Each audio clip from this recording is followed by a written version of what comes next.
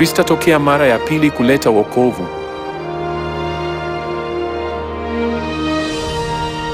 Ujio wa pili wa Kristo utatokea lini?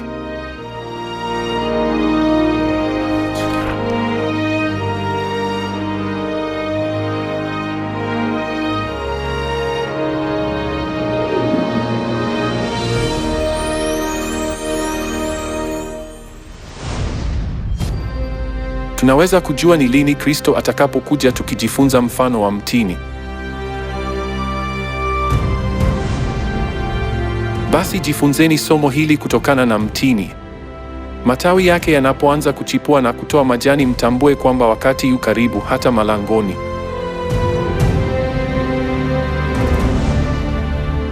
Uhalisi wa mtini unaoonyesha ujio wa Kristo ni nini?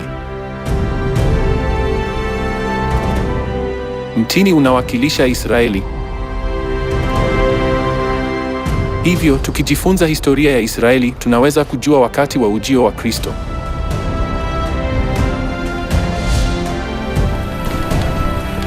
Mnamo mwaka 70 baada ya Kristo, Israeli iliharibiwa na milki ya Roma.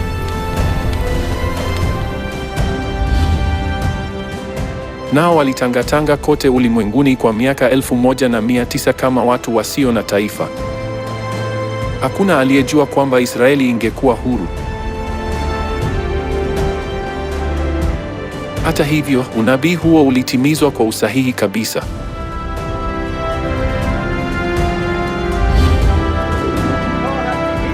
Kulingana na unabii kwamba majani ya mtini yatachipuka, Israeli ilipata uhuru kimuujiza mnamo 1948.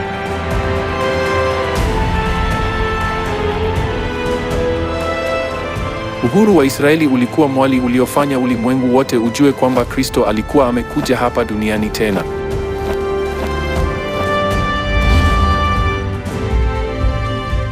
Basi jifunzeni somo hili kutokana na mtini. Matawi yake yanapoanza kuchipua na kutoa majani, mnatambua kwamba wakati wa kiangazi umekaribia. Vivyo hivyo, mnapoyaona mambo haya yote, mtambue kwamba wakati yu karibu, hata malangoni.